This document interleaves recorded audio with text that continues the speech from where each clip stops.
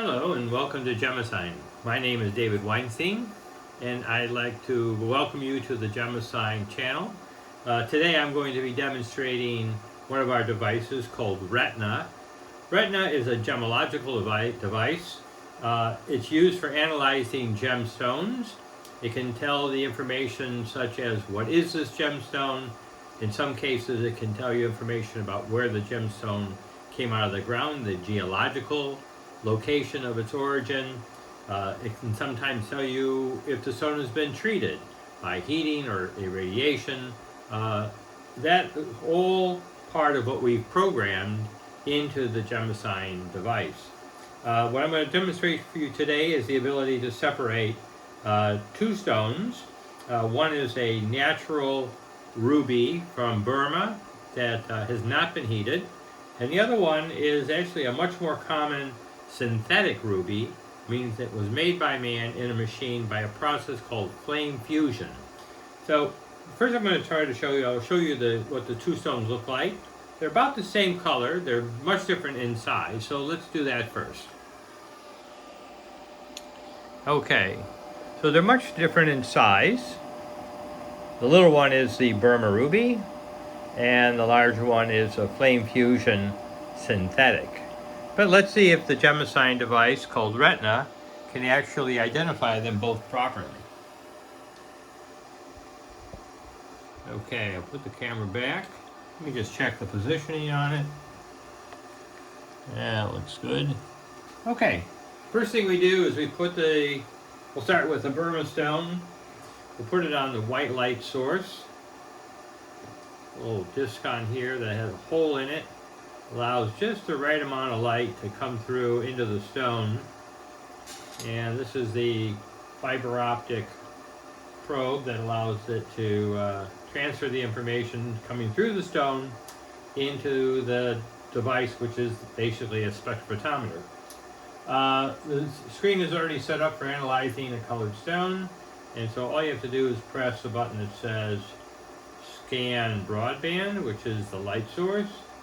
And when you get when it captures the signal properly, it should give you a little bling. Okay, I just turned the bling on so we didn't hear it. Anyway, I'll show you the screen in a few minutes after I get done collecting the spectra. Right now the idea is to show you how to collect the spectra. Okay, so that's fine for the broadband. Now we'll just move the stone over to the next light source, the ultraviolet. Again, if you just hold the light probe about a centimeter or so above the stone, there's that bling I was talking about. There it is, that's good. And the last light source is actually a laser. Best not to look at the laser. Most stones will give you some kind of a glow. You don't have to beam it way up. You can just get a little bit of a glow in the stone. That's all you really need. Okay, so let me just get a little bit of glow in the stone. That's sufficient. Let me cover up the UV source. Put on a special filter that allows me to filter out any of the original laser light, anything that's not going through the stone. I want into the spectrophotometer just light that went through the stone. That makes it diagnostic. And then there we go, 14,000 sounds fine. There we do this. I'll put the ruby back in its holder. And I'll show you what it is that I've been looking at on the computer screen. There we go. Okay, so the one thing I'm going to do now, let me just enlarge it so you can see all the detail. Okay, so this is the general screen. This is where it indicates that we're analyzing a colored stone versus a pearl, for example, or a colorless stone. This is the button you push for the broadband, the UV, and the laser. And these are just the intensity of the light that got into the detector. Anything over 10,000, 20,000, 30,000, that's fine. You just want to not have it too low if you can avoid it. Let me show you what the curves actually look like. That's the curve for the broadband.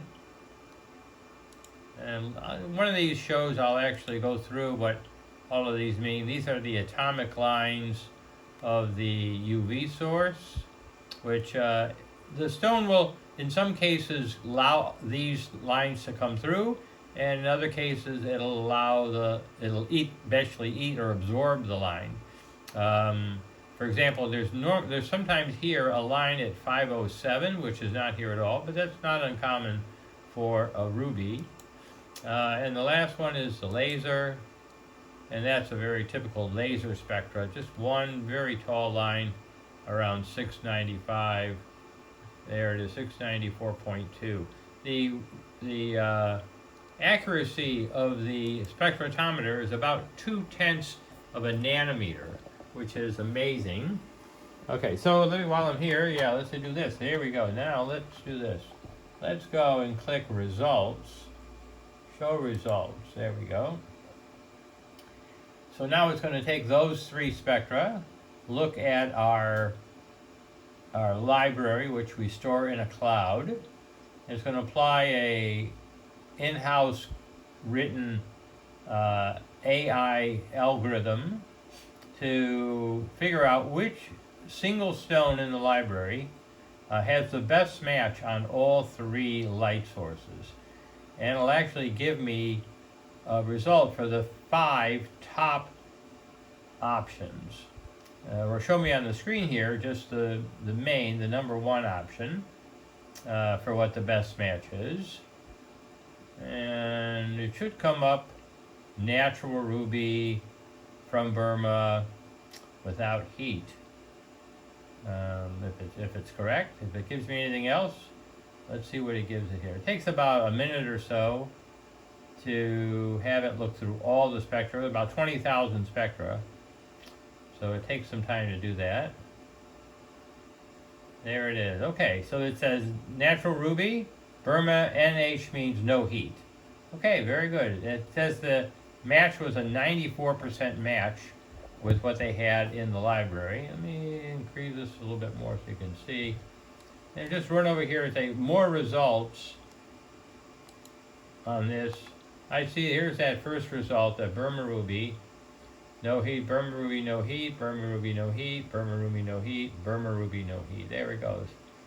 So it's very, very, very consistent on these, and it's great. Perfect result. Okay, now let's back it back down here to there. Okay, now let's get on to analyzing the second ruby. This is going to be the synthetic one. Let me check my position. That looks good. Okay. The second one is that larger ruby. Well, let's do the UV or do the laser first. You know, I'm already here. I don't need it too bright. You can see there I can make it really bright. Don't need it so bright. Here we go. And I'll just clear the screen and tell it I'm ready to do another analysis.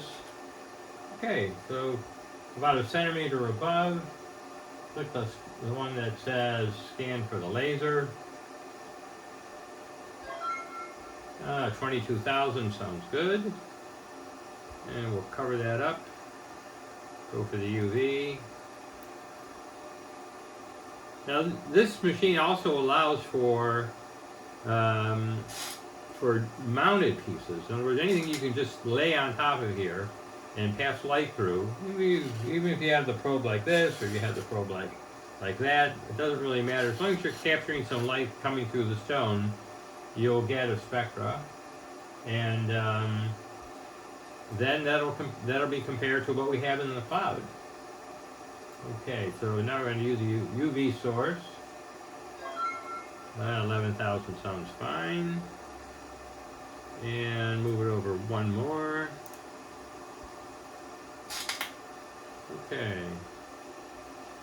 Yeah, what we were trying to do when we developed this, we wanted to have a inexpensive device that the mom and pop jeweler or even gemological laboratory appraiser could use if they had the need to identify a gemstone.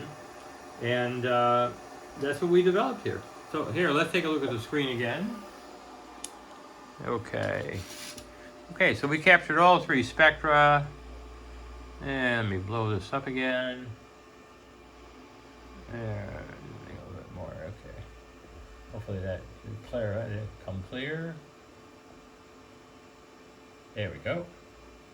Okay, so yeah, 12,000 intensity on the broadband, 11,000 on the UV, and 22,000. Let's take a quick look at the spectras. That's right. So this is very interesting. You have these little down peaks here. They're all representing something about the imperfection, the defects in the stone, either defects that are caused by impurities or defects caused by structural defects. This is the UV. If you remember that last one, you had a lot of peaks in here. In this case, they're all gone except this one down here at like 314. I can actually blow this up and see actually there is a 313 peak and a 302. 302 doesn't show up all that often, but it shows up most commonly in synthetics. And the last one, laser. Again, this is that normal peak. This is a little unusual here because you've got all these wings coming off of that 698, which you don't normally get in natural rubies. All right, so let's close this down and let's ask the algorithm to give us a shot as to what is the identity of this stone. And again, I have it listed on my vial as being a synthetic ruby created by the flame fusion process, sometimes abbreviated FF. All right. I see we're coming up on about 12 minutes here in the video. I don't like to go too long. But this is designed to give sort of a level playing field to retail jewelers. So they're not always dependent on the lab. They don't always have to send everything into the laboratory. They can do some of these analysis right in their own little office, their own big office, and then only send into the laboratory the ones that even the GEMASIGN machine in some cases will tell you that it needs to be sent to testing, but that's very rare. It's got a very complex library of different types of stones. So there we go. So synthetic ruby, flame fusion, exactly what we thought. And quickly taking a look over here at the other results. Okay, let me see, let's blow this up here. Yeah, there you go, ruby, flame fusion, synthetic ruby all the way down. And that's it, excellent. Okay, so there we have it. It correctly predicted exactly what we were looking for. Let me close this down so you can see me. There we go. Okay, and there we have it. The Retina device has correctly identified which stone was the Burma ruby with no heat, and which one was the synthetic ruby, the flame fusion. Obviously, there's a huge difference in the value between these two stones. The synthetic ruby is worth a couple of dollars, and the Burma ruby is worth a couple hundred. Burma rubies with no heat can be worth tens of thousands or even millions of dollars. So this device could actually identify when a stone is from Burma, when it's no heat, based on the information we have in our library and based on the algorithm. Anyways, thank you very much for coming. I hope you enjoyed the demonstration. If you like more information, you can contact me at dave@gemasign.com. And at least subscribe below so that you can get these updates as I produce them in the weeks and months ahead. Again, thanks for coming. Have a good week. Take care. Bye.